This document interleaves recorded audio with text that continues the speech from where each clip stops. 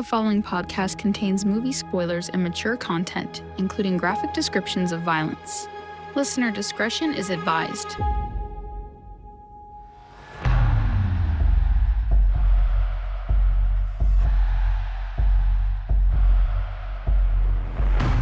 Welcome to Opening Kill, the podcast that dives deep into the chilling world of horror films. Every Thursday, we explore a different movie, from cult classics to modern masterpieces, uncovering behind-the-scenes secrets, analyzing themes, and sharing fun facts about your favorite horror films. Join us as we chat with filmmakers and fellow horror film fans to celebrate the fear in cinema. And now, the hosts of Opening Kill, Michael Doran and Brian O'Connor. Well, hello there, Michael Duran. Hello, Brian. Are you as upset at the Oscars as I am?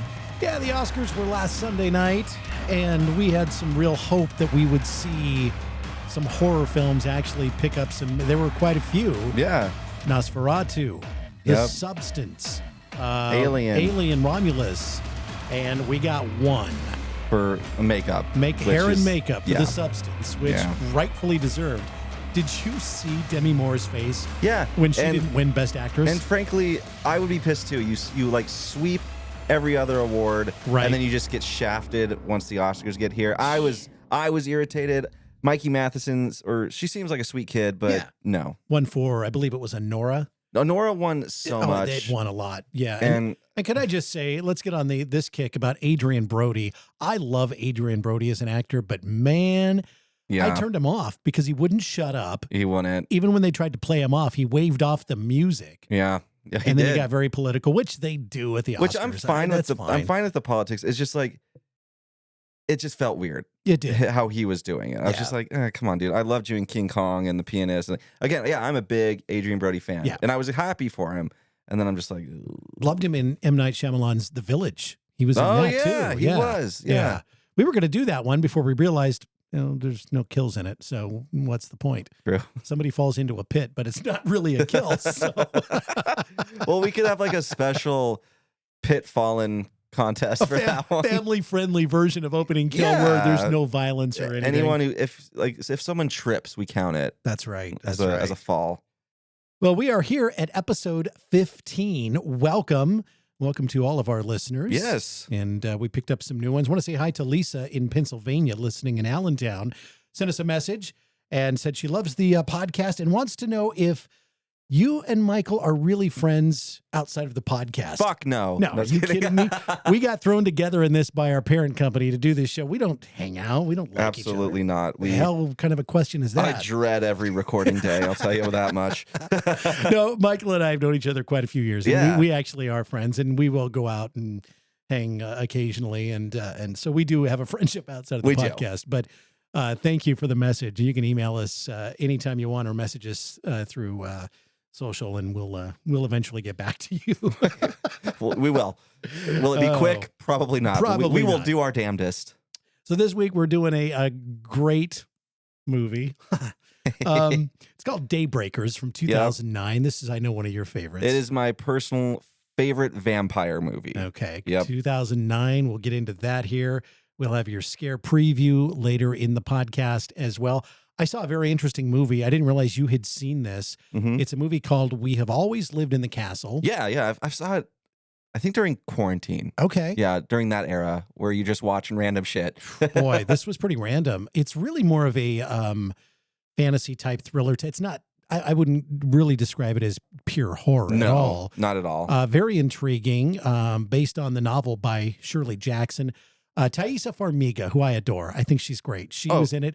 I love her too. Brilliant in this. She was. Yeah. She's definitely, I think, the highlight. Yep. Alexandra Daddario, Sebastian Stan, and Crispin Glover also in this. Oh, I forgot about Crispin Glover. Yeah. I love him. He was great. He was great. really good. He played the uncle. Yeah, and he's do you ever watch that movie Willard? Oh yeah. Yeah. He was in that, and then he was also right. in Like Mike. He was the orphanage owner. That's right. I forgot about that. Oh one. yeah. Shame on you. That's a classic. No, it really is. Anyway, this movie was about two sisters, 18-year-old Mary Catherine Maricat Blackwood and her older sister. They live in the family estate. Her sister's name is Constance, and the estate is almost, it's castle-like. It looks very much like a castle. And they live there with their ailing uncle, Julian, played by Crispin Glover. And Constance hasn't left the house for many, many years. In the past, she was tried and acquitted of poisoning her parents to death. So once a week or so, Maricat goes into the village to do the shopping for the family of 3.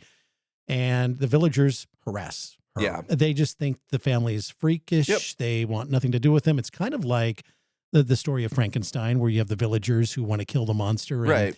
And they kind of do towards the end of it. The house catches on fire and they storm in and vandalize it. And it's a pretty brutal scene. But it's very like Beauty and the Beast, yes, where they storm the castle. Yeah, very much. That's right. Anyway, Maricat has her own brand of witchcraft that she does. She buries items in the ground for whatever reason. Well, her reason is she believes it'll keep evil away and protect her and her sister. And then the uncle, they have a cousin that shows up unexpectedly, and this guy's a bastard. You're right. And he moves in, and it just becomes a very uncomfortable living situation. It gets violent, and then weird things happen. But anyway, We Have Always Lived in the Castle from 2018 is the movie that I pushed through the other night. It was not bad. I think I gave it 4 stars on Letterboxd. That's pretty good. Yeah. That's pretty good. I saw 2. I was in a Osgood Perkins mood, so I watched The Black Coat's Daughter. How is that? I have loved not seen it yet. I loved it. Okay. So it's about, it's kind of a weird movie. It takes place, you're following 3 different people, and their stories are all kind of like woven into one storyline. Mm-hmm. So it's one of those where a lot of people's stuff converge. And you've got some incredible performances. I'm a big fan of, what's her name? Emma Roberts. And she's in this, and she gives another killer performance. You also have Kiernan Shipka. She's Sabrina. Sabrina. Yep. And then she's also in a. She's in Long Legs. Yeah, in like just a couple scenes there. I didn't recognize her in Long Legs. She is pretty unrecognizable in that one. Yeah. But she's great here. And you've got like James Remar, Lucy Boynton, a lot of really good performances. I think this was his first movie. It came out in 2015, and this is just the quick little blurb. Abandoned as a child, raised by the dark, 2 young women at a prestigious prep school are assailed by an evil, invisible power when they're stranded over winter break. And it's definitely got that. You can see how he would go on to make Long Legs. It has that very similar vibe to it. And bring her along with him. Yeah, absolutely. And I really loved it. I think I gave it 4 stars on Letterboxd. Really fun one. Recommended if you like Osgood's other work. I think you'll also like this one. And then I watched Identity from 2003, directed by James Mangold. Quick little thing about it. Complete strangers stranded at a remote desert motel during a raging storm soon find themselves the target of a deranged murderer. As their numbers thin out, the travelers begin to turn on each other as each tries to figure out who the killer is. Stacked cast with this one. You got John Cusack, Ray Liotta, Alfred Molina, John C. McGinley, Jake Busey. It's Busey. I just like saying Busey. You know that. You got like Amanda Peet and a lot of others. So really stacked cast. This one, I was really loving it. Then I started to really hate it. And then the last 30 seconds brought it back up to like a 3-star for me. Oh, wow. It was below a 3-star. Yeah. Like I was hating it. I was just like, this is bad. But it started off great. Middle part really drug it down. And that last 30 seconds, I was like, okay, at least you paid off with something. This one's very twisty and turny.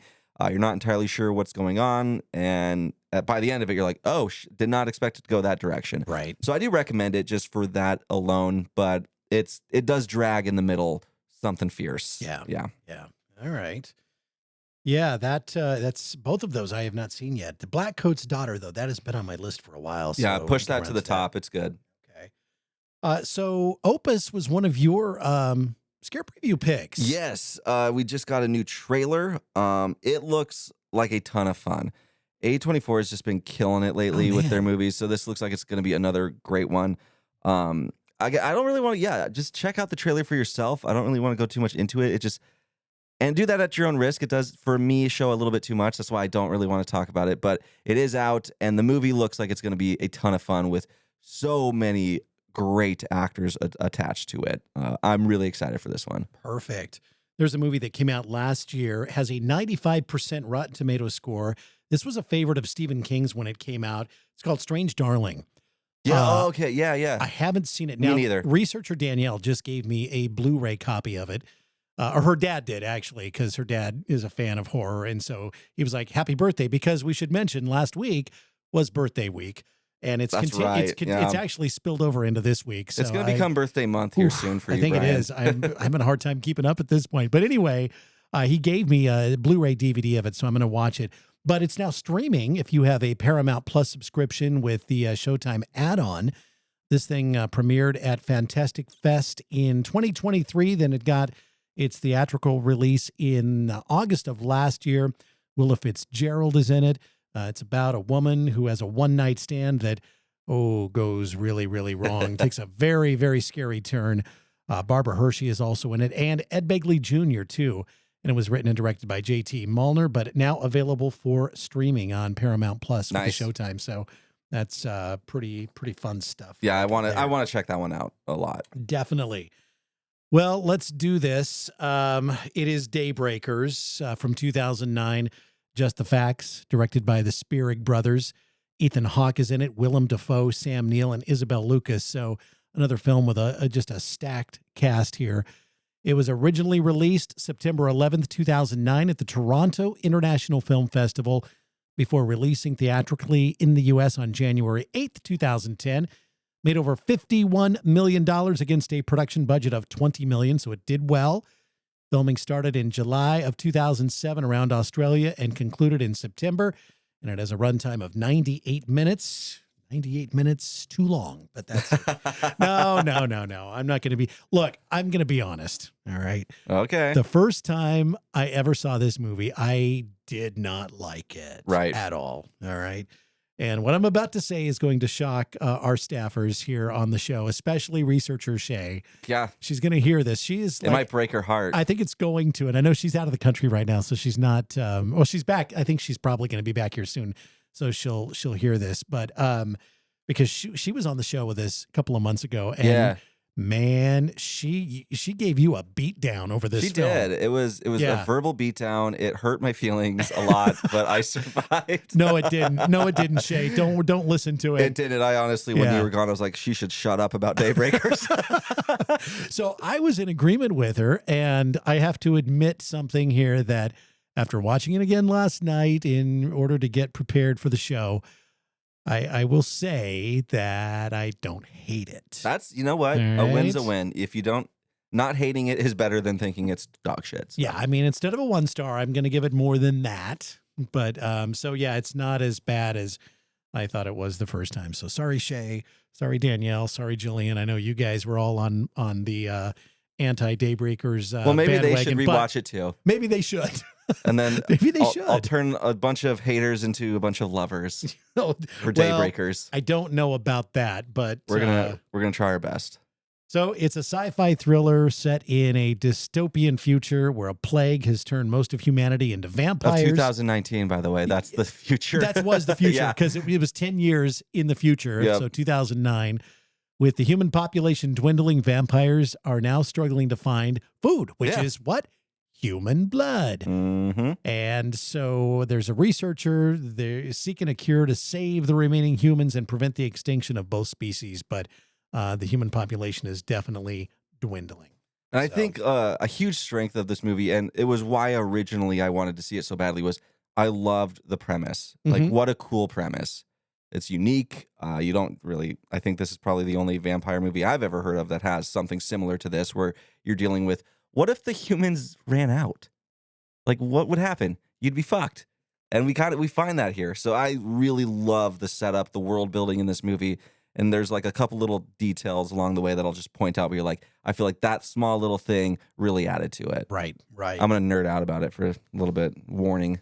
So it starts out, basically we'll set it up, a plague has caused by an infected vampire bat has transformed everybody into vampires. Well, not everybody, but most there are more vampires than humans in the population. And it's kind of cool though how they do this. And you have the vampires who are not drinking human blood become what are called subsiders. Mm-hmm. I call them feral vampires. That's a good term for I think it, too. that, yeah, I just like how that sounds. They do look very feral. They're very feral. They are. They do, yeah. And so you've got those in the mix here, too. And if you're a vampire, you can't go out in the sunlight because that will kill you. Right. So they have underground passages that they go through. And when they drive around, they have UV filtered shields that go across their windows in the cars and everything so that, the sunlight doesn't actually get to them. And that's just a quick thing I want to point out before we get into the plot. There is a point, and this is one of those world building moments that I love, where there's a commercial going on for the underground sidewalk system, and it's called like the subwalk or whatever. Yeah. And then there's also a commercial for day-proofing your vehicle shouldn't cost you like your whole salary. Like just weird little things like that where you're like, I like how you have that in the background just to add to the world. Yeah. Yeah, exactly. So we get through the credits here, and literally 2 minutes and 2 seconds in. The opening kill. So it's a little girl, and she's a vampire. So who knows how little she actually is? Well, that's true, because if you're vampirized, I guess if that's a word, then you're ageless, and you're kind of at that age where you were turned. Right, so she could be almost 20. Could be.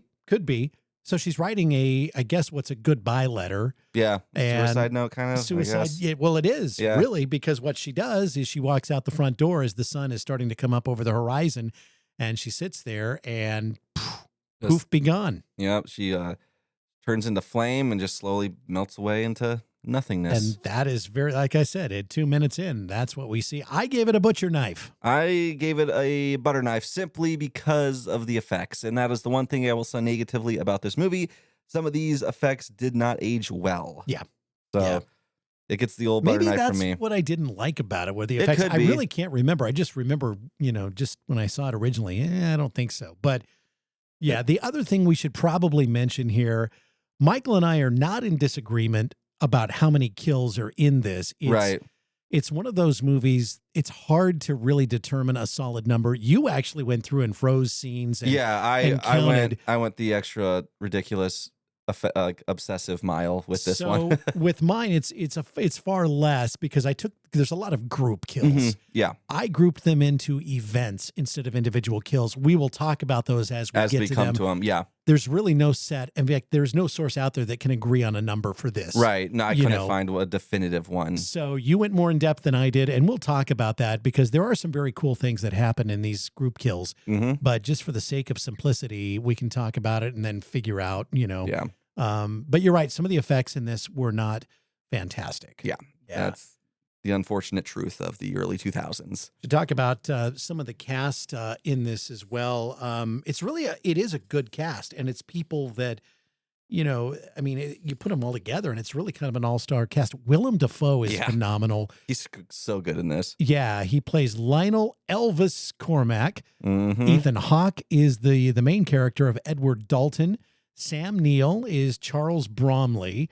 And Isabel Lucas plays his daughter Allison, who we find out that's his daughter later in the movie. I think I've only ever seen her in Transformers: Revenge of the Fallen. I don't think she's done a lot. Shit movie. But yeah, she was pretty good in this. Yeah, no, she's great. Michael Dorman played Frankie Dalton, who is Edward's brother, and he's a very interesting character, and kind of an important character. Yeah, in this as well. And then we should mention Harriet Minto-Day as Lisa Barrett, the little girl or whoever who dies in the opening. Right. Has no lines, just screams, and then she's dead, and that's it. So we'll give a shout out to Harriet there, who probably filmed the scene in 5 minutes and was done. Probably. So, yeah. And they have those child labor laws they had to work around. So well, absolutely they do. We will have you for 10 minutes, and that is it.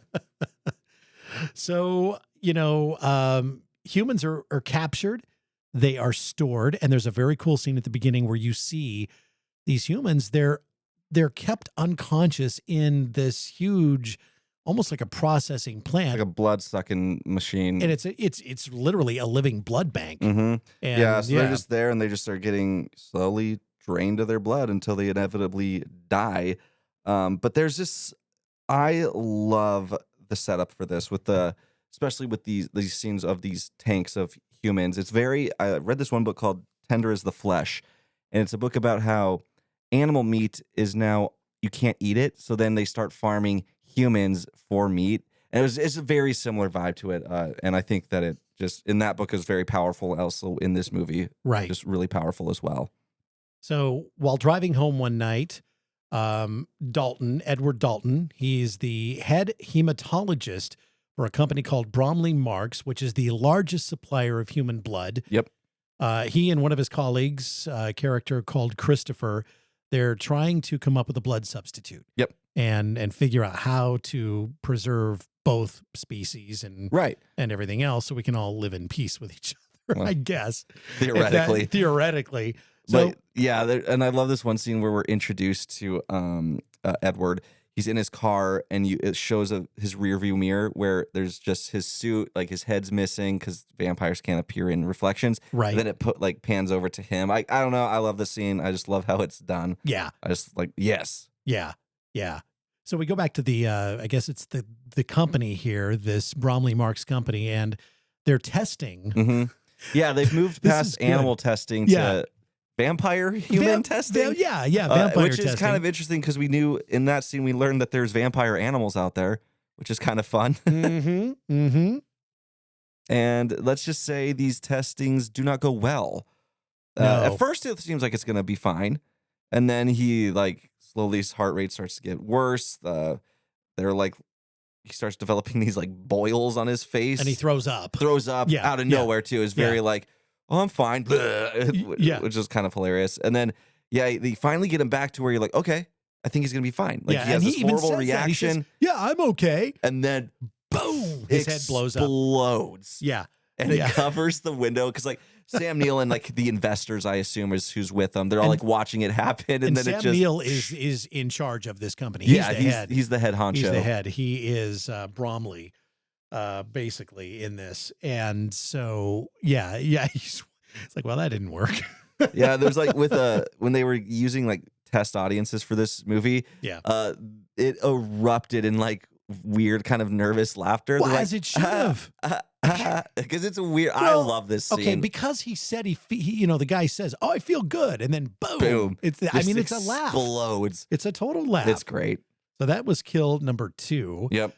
And then we'll move on to kill number 3 here in just a moment. So he's driving home, Mr. Edward Dalton, Ethan Hawke, and he accidentally runs another vehicle off the road. And the reason he runs him off the road is, and another just great little touch, he's looking at his ears because he refuses to drink human blood. Yes. He drinks animal blood, but he does not touch human blood. And his ears are starting to get pointy, which is something that happens to you when you're deprived of human blood.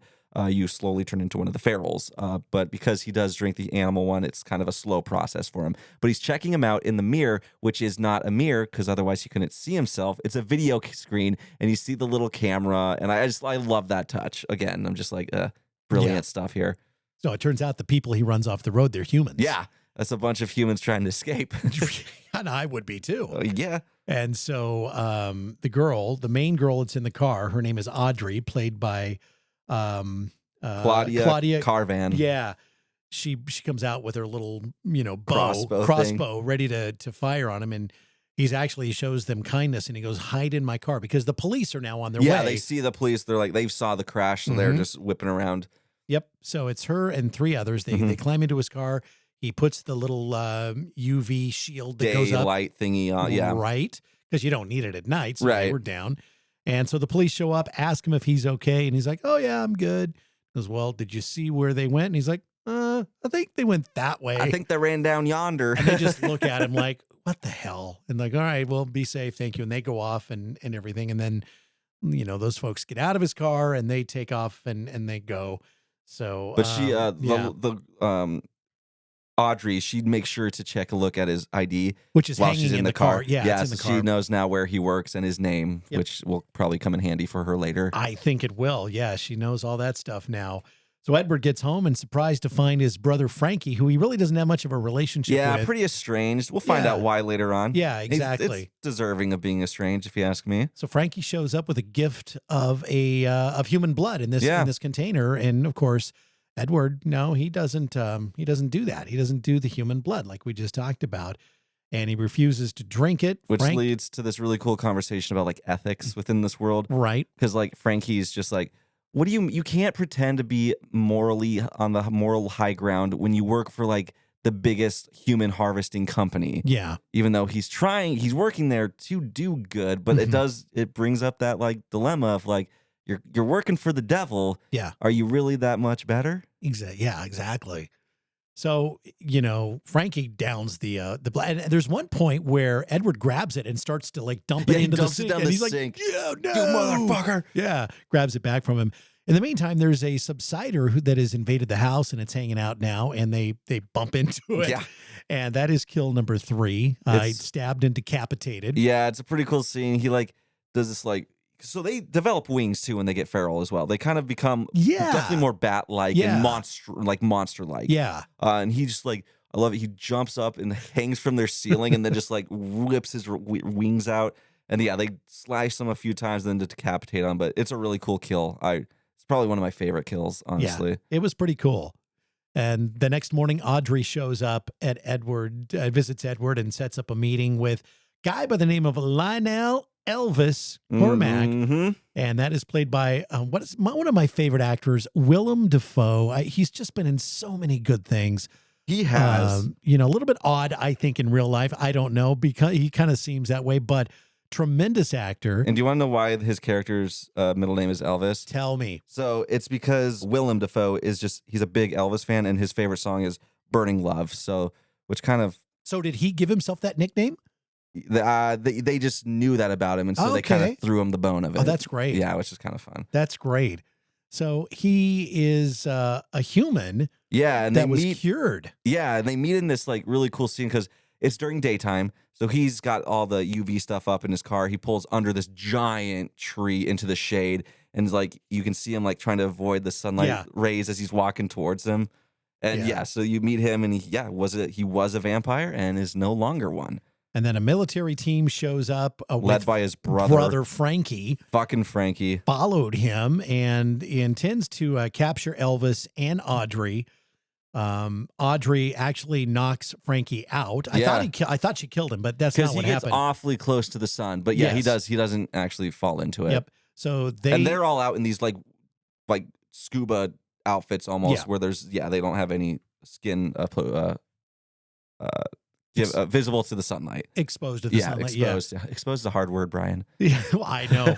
So now you got Elvis and Audrey and Edward, and they basically escape. And now we get into a very cool Humvee chase. This is so much fun. So yeah, they end up, they blow up Elvis's car. Yeah. So they all have to get into Edward's car. Right. And they're driving, getting shot out. And during the chase, like holes are appearing in the car. So Edward's trying to like duck to avoid like the rays. He's like getting burnt a little bit. And this is one of my favorite scenes, just based off like the fun premise of having him avoid sunlight as there's sunlight streaming in rays through his car. Right. So they drive across what looks like the remains of a train track bridge or something that's ready to fall apart. Yeah. And then we have a Humvee. And this one, there might have been multiple kills. I assumed there was one, but so the Humvee basically kind of jumps. So the car with Edward in it goes across it, which then knocks the bridge down, and it's then exposes these like sharp posts, and then the Humvee comes through, and those posts go through their windshield. And I counted it as 4 because you see 4 distinct explosions. Okay. Because it's a stake, essentially, a giant stake. Yeah. So that's when these vampires get staked, they explode. So that helped with that count. I just saw 1, 2, 3, 4. Right. So 4 little vampires. So that's where you and I went different directions on that. I guess I didn't see the extra explosions, but that would make sense. I knew there were probably more in there. Right. So, the metal rail, because you see the blood splatter come out the back window. Right. So you know that somebody just got offed right there, and probably and that more than scene one. is another one where I'm like, it's fine. Just the silliness of it. Yeah. Is a bit. It's silly. So we also find out not too long after this that Elvis, he was cured of his vampirism when he was in a car crash that ejected him from the car, and he burst into flames, but he fell into a river before the sunlight actually killed him. Completely engulfed him. And it was, not just the river, but he fell into like a drainage system where it was covered as well. Right. So he was instantly put into the shade. So his theory was that the exposure to the sun is what cured him, Mm-hmm. and the fact that he hit the water so he didn't like blow up completely Right. is what saved his life, and he just remained human. Right. And I like the theory of sun, which brings life to everything, Yeah. being a cure for vampirism. Right. Which, yeah. It is a fresh take on that, because you wouldn't think that. I don't think any other vampire movie Oh, no. has explored that No. that route. And the thing about vampire lore is it's always expanding. It's ever changing. I mean, hell, sun didn't kill vampires till the original Nosferatu movie. Right. So it's always something where there's never like concrete 100% by the book vampire lore. It's Yeah. always going to change a little bit here and there. And Edward now is agreeing to help Elvis recreate Mm-hmm. a cure and prevent humans from going totally extinct. Right. Because you do get these little blurbs of moments where the public is getting more and more frantic with this shortage. So you get these scenes where people are like storming their morning coffee shop that serves blood because they're not getting enough coffee in their Right.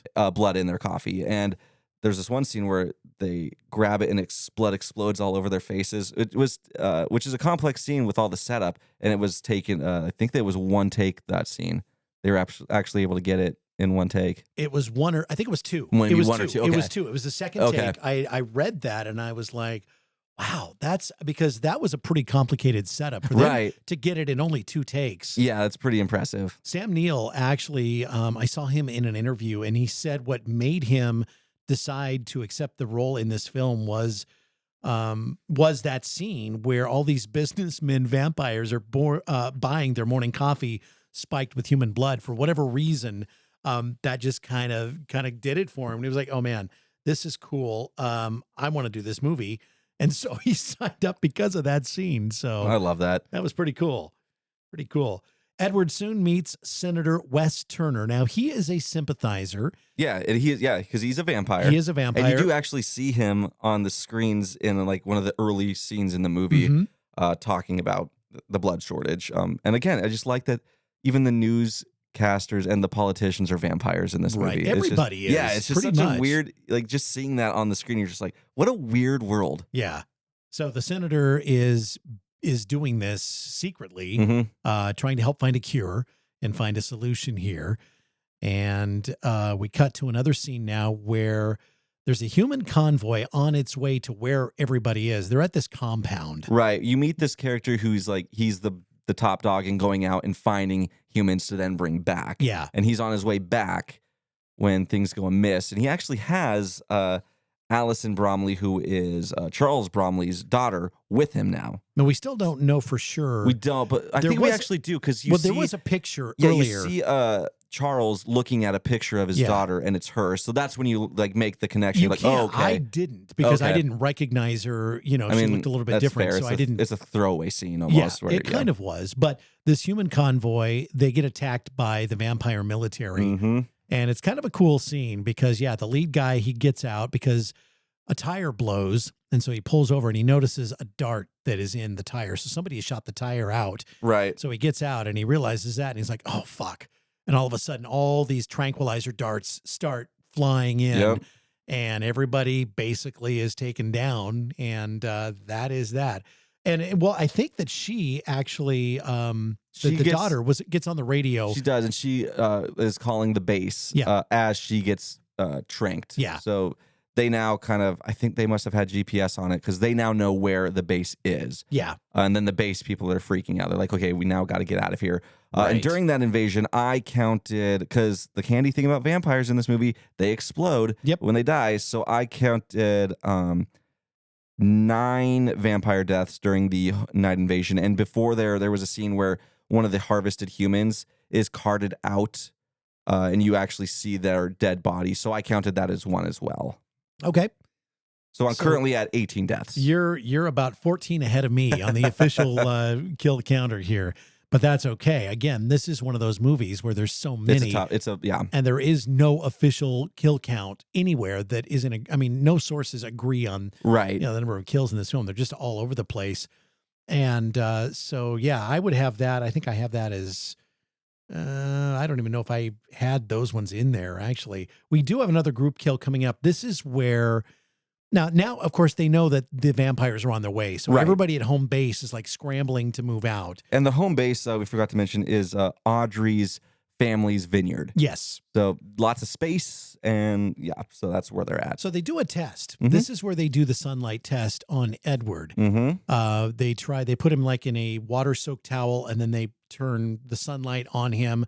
And he's in like some sort of wine making tank. As much wine as I drink and as involved as I am in the wine community. Yeah, we're in wine country. We are definitely in wine country here. I should know kind of what kind of structure they're in here, but it is at a vineyard where they make wine. And so anyway, the first time they do it, the heartbeat stays flatline. There's no heart. There's no heartbeat because the vampire dead. doesn't. Yeah, he's a vampire.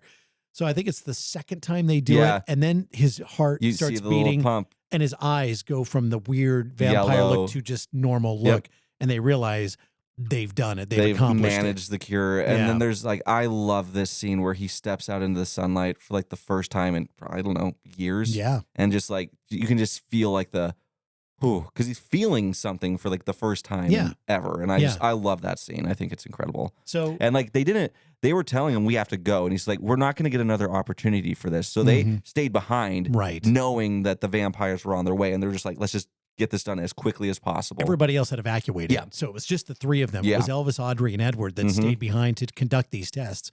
Then they once they got it done, they were like, okay, let's get the hell out of here because we're going to have company.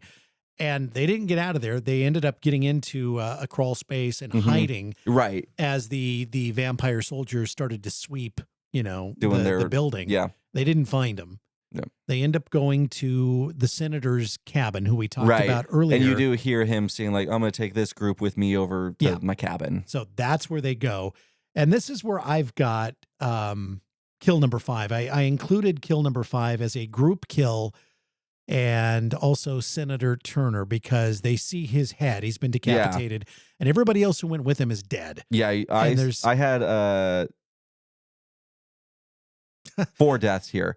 Okay. So I'm at 23. So you're at 23, and on the kill counter, I'm up to 5. All right. But again, a group kill is involved in that, and you can put as many in there as you want.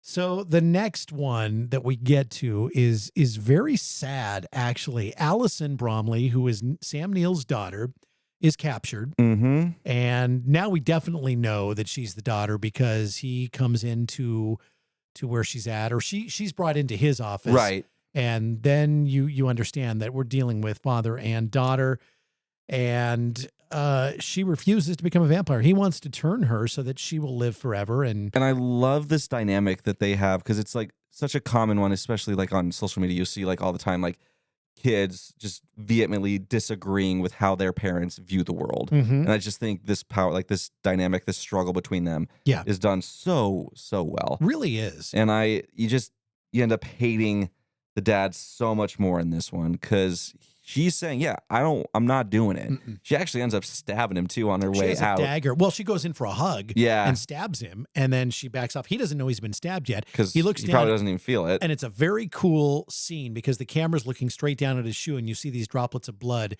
hitting his shoe, and then he looks down and realizes that she just stabbed him, and then it cuts over to her holding the bloody dagger, which is almost like a crystal type of a dagger. Almost like a letter opener. It could be like a something decorative like that. letter opener. Yeah, but it's like glass, like you see through material. So, and then she is taken away. I think Frankie grabs her and brings her away. But one of the soldiers does. I know Frankie and Charles have this conversation about like, I was never good at being a human. I love being a vampire, and I want to help you out by finding all these people, and I'm not like my brother at all. Sam Neill calls him, and he's like, I need you to do something for me. Right. And what we learn, what that little favor is he goes into her cell, and he forcibly bites her and turns her into a vampire, which I think is just the fact that it was done to like a woman, I think is just another how like the elites like view women and their body is just like they don't get a choice on what they want. We're gonna forcibly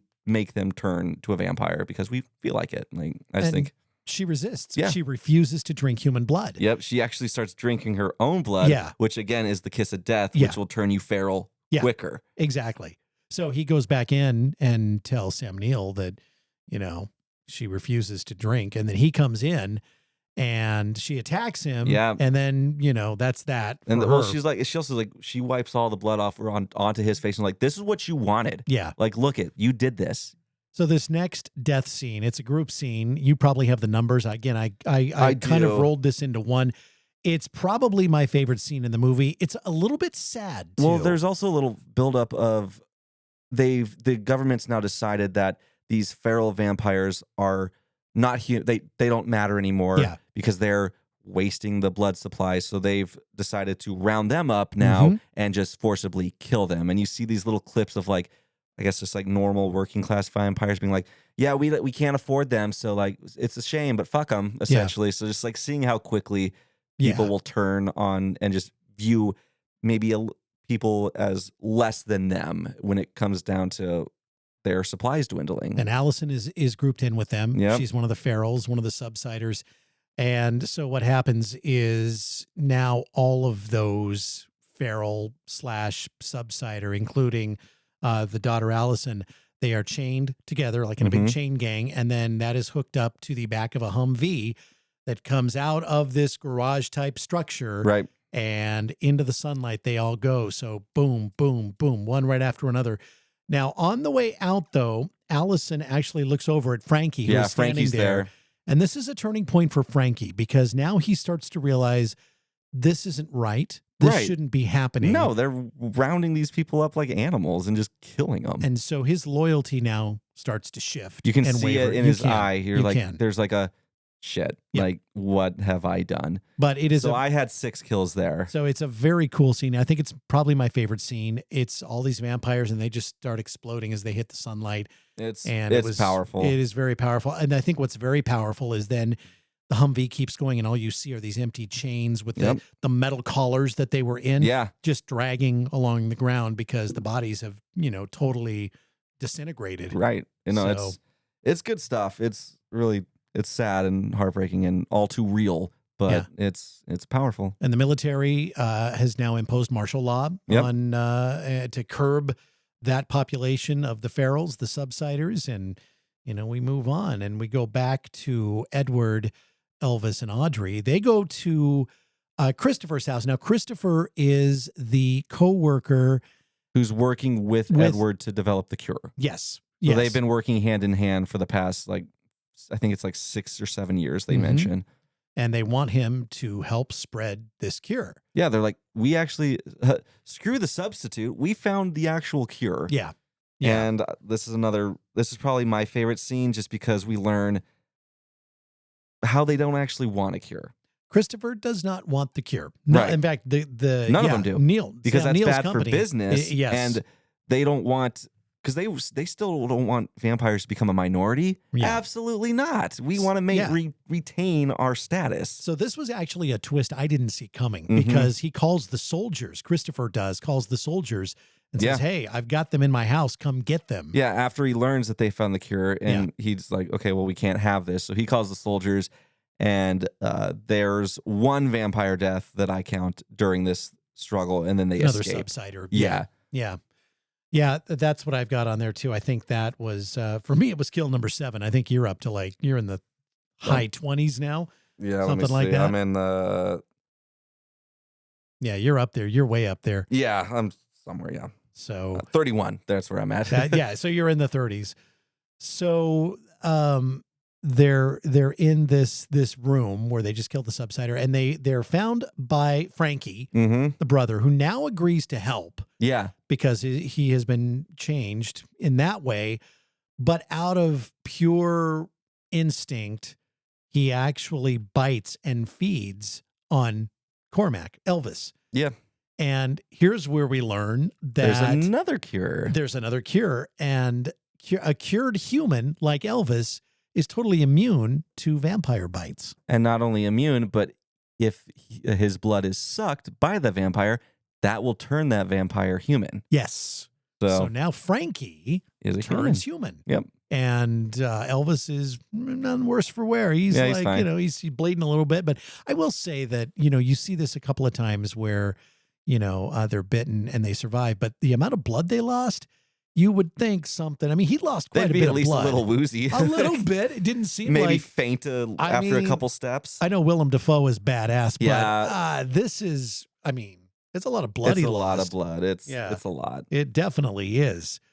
So we find out this new thing, and now they try to save Audrey because Audrey was taken. Right. She was captured. Yep. So Edward surrenders to Charles. Yep. And so Edward, taunts him into biting him. Yeah. He's just like, how does it feel to have killed your fucking daughter, Yeah. you loser? Right. Like, Right. Because we learned in this conversation it's confirmed that they do not want the cure because Nope. that's bad for business. Yep. So Yep. they're going to like bury his cure. And they did find the substitute though. They were able to actually approve and find a substitute that didn't explode vampires. Yeah. So they're like, we're going to run into production. And I think it's like 2 days. So Yeah. they're ready to roll with that. Yeah. Yeah. So Charles, falls for it and bites him. And it takes a little bit longer for this blood for Edward's Maybe it's blood because to he's get such into a the- freshly turned. I don't know. Maybe. But I like don't know. it's also just for the drama where Yeah, you see sure. him like, Yeah. what'd you do to me? Yeah. And he's like, well, now you're human again and you're going to die. Yeah, how's it feel? And Yeah. you get, I know I've said a different kill was my favorite, but this is actually probably my favorite kill because Edward chains him to a chair Yep. and sends him down in an elevator Yeah. to all the vampire soldiers or whatever Right. they are. Yeah. Yeah. So the elevator opens and they all just kind of turn and look at him and realize, ooh, it's a human sitting there. And yeah, they do. They go after him. He's decapitated. This one doesn't look terrible. This kill. Looks, I'd say it looks great. Yeah. Like his prosthetic head or whatever it is, it looks just like him. Yeah. And you get like a really close up look of it after it's been ripped off his body. Right. Right. Yeah, this is a very bloody scene. It really was. And there's more deaths that happen here. Frankie arrives because now Audrey and Edward are in the middle of all these soldiers too. And Right. Frankie arrives and basically Frankie sacrifices himself so that Audrey and Edward can escape. And we did miss there was 3 kills when they rescue Audrey. There's a couple of security vampires. 3 of them. 3 vampires die in that struggle. Yeah. Yeah. So they were all killed by Edward and staked through the heart and they blew up. So there were 3 of them in there. Which led me to 36. Nah, you're at 36 You're at and 14. I'm at 13. I'm at 13. Yeah, I'm at 13 now. All right. So Audrey and Edward do escape and they run into Christopher and Christopher kills the soldiers, I guess. He killed a couple soldiers. Yeah. But this is after they've gone down this chain now Yeah. because the soldiers who bit Charles, Yeah. then of course they turn human. Right. And then This this was other like- batch of soldiers see them and then they converge on them. And so I had This a was total like kill after kill this after was kill a very after kill. quick so I had over I think 15 kills Oh, God. here. Yeah. But I only counted the ones where you distinctly see like throats being ripped off or like Right. stuff like that. So, but this is Right. a great scene where It was. like they keep turning human, Well, but then it brings in a fresh wave yeah, of vampires that exactly. then attack them. Yeah. And it's gonna be one of those things where I think this is how humans get back on top. Yeah, because it's all just the gonna vampires are gonna kill vampires themselves. keep gonna kill themselves because they're like fresh meat. They're deprived of it too. Right, right. So it's hitting at the perfect moment where it's just gonna be a railroad effect of vampires eating freshly turned vampires. So Christopher is about to shoot Edward and Audrey when Elvis drives in and he's there for the rescue and he shoots him. And that's my final kill was Christopher going down. That is also my final kill, which Killed by led me Elvis. to You that were was at- 57 You for were at me. 57. Yeah. I'm at 14. So there's a discrepancy there. Quite the discrepancy. It really is. So I don't know how we will arm wrestle for it or something, but it's and then it's basically not an exact science. It's well, this fine. one's not. This one is. And normally I wouldn't have cared so much, but it's my favorite vampire movie. Of So course, I was just like, of course. I was like pausing every moment. So the movie ends with Edward, Audrey, and Elvis driving off into the sunrise with the cure. Yep. That's going to bring everybody back, and that's how the movie ends. So, This is one where I would love to see a prequel. well, it would be interesting. Yeah, because I mean, we never see. I feel like we never see like the invasion or like the sickness really sweep everything. We always come in afterwards. It feels like. I agree.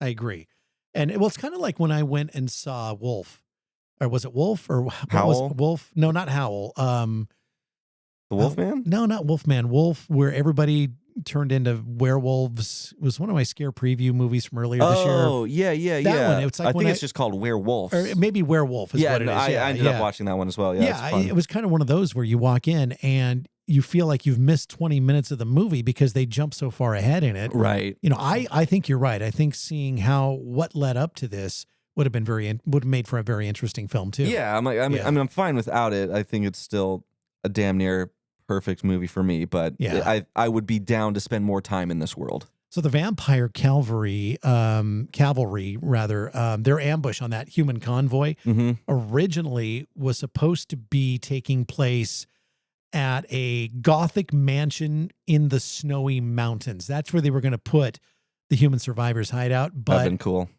Obviously, the budget got in the way, and they couldn't do that, so they just did it out in where they did it out in the desert. Which it was I thought still a cool worked. scene, but that would have been cool to see, especially with like the snow and stuff. Yeah, but I mean, I have a couple facts as well. Ethan Hawke was the director's only choice. Like it was just like it's him or nothing. Right. And then also there's news footage that is showing where there's vampire riots, and those were actually not filmed for the movie. It's stock footage of actual riots and actual police officers. Oh yeah, I picked them. up on that. Without even it kind of looked like that's probably what was going on. Right. Yeah. There. I mean, you didn't see any like wings or anything, so no, definitely all humans. And then there's also in real life, Ethan Hawke had recently just quit smoking cigarettes, and in this movie, his character is a chain smoker. So all those cigarettes are actually fake. Yeah. Yep. Yeah, makes sense. Favorite scene, I think, again, is the group of ferals being dragged out behind the Humvee and all of them just burning up in the sunlight. Favorite character was Elvis. I just think he's great. He was fun. And favorite kill for me was probably the test subject explosion early on in the film. Thought that was pretty cool. I think so. My favorite character is definitely Edward Dalton. I think even though he spends half the movie as a vampire, he gives one of like the most human performances ever. This is like it's a vampire movie, but it's a very human movie. Yeah. And that's why I love it so much. So favorite character is definitely Edward. Favorite scene, I'm going to go a horror scene and a non-horror scene. Okay. I'm going to go Edward stepping back into the sun again and having that moment is one of my favorites. And then favorite horror scene is probably, honestly, the Charles getting killed in the elevator. And then that's also that's going to double as my favorite kill as well. Yep. Nice. Star grade. What do you give it? It's for me, it's a 5-star. I think it's just incredible. I love the world building. I love the characters. I love the idea behind everything in this movie.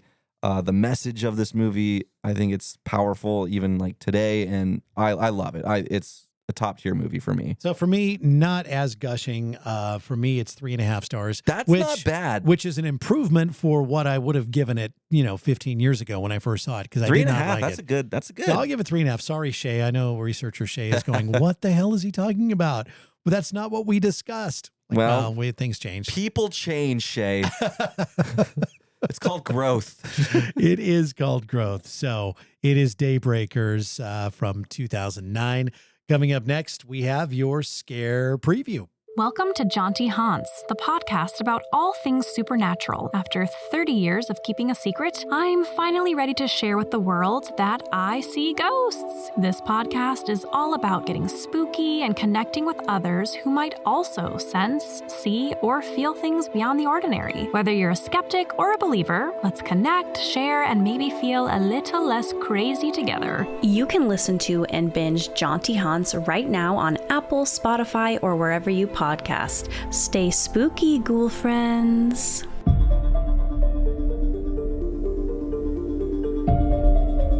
Scare preview time. There is a movie coming out tomorrow, Michael. Tomorrow, March the 7th. And this is one that did not get on my radar until just a couple of days ago. It's John Lithgow and Jeffrey Rush in a movie called The Rule of Jenny Penn. So it's about a judge who was very arrogant and authoritative. He suffers a stroke that leaves him partially paralyzed, and he's off to a retirement home where he has to live. Isolated and resistant to the staff, he maintains a cold distance from his friendly roommate. However, tensions rise when his roommate, or when he crosses paths with a guy by the name of Dave Creeley, who is a seemingly nice guy, but not he's played really. by John Lithgow. Like, how can you be bad when you're John Lithgow? That's just it. So John Lithgow plays the bad guy. He secretly inflicts terror on this retirement home through a sadistic game called The Rule of Jenny Penn, using his dementia doll as a tool of cruelty. And what begins as just kind of petty stuff, petty torment, it gets into far more darker territory, and more disturbing events happen. And it looks very, very good. I just saw the trailer, I think a couple days ago, and I'm on board. I love seeing these two in a horror movie. I know. It's like, Jeffrey Rush and John Lithgow. This is going to be incredible. I think so. Performance-wise, at least, for sure. Mine is a movie called Wake Up. It's coming out on April 4th, so not too long. Right. It's about a group of young activists. They set out to make an environmental statement by vandalizing a home superstore as it closes. But their plan goes terribly wrong when they become trapped inside and must face a deranged security guard with a gruesome passion for primitive hunting. As the night fills with violence and terror, the teenagers find themselves in a desperate fight for their lives. Now, that premise probably sounds like dog shit. This is rocking currently 100% on Rotten Tomatoes. Yeah. So, it's only 9 reviews, but still. Doesn't matter. And the masks that these characters look are fun. wearing. They're wearing these cool, geometric animal masks, and they're loaded up with fucking, some of them look like it's just paintball guns, but there's a homie with an AR. Yeah. So I think it's going to be a blast. I love these kind of movies, so. It looks like a lot of fun. Again, coming out here in the next month. Yeah, April 4th. Wake Up. That is going to be fun. All right. We have a fun episode next week. I'm really excited for this one. We have some guests of a podcast that I am a huge fan of. It's called How Do You Watch This? Two friends.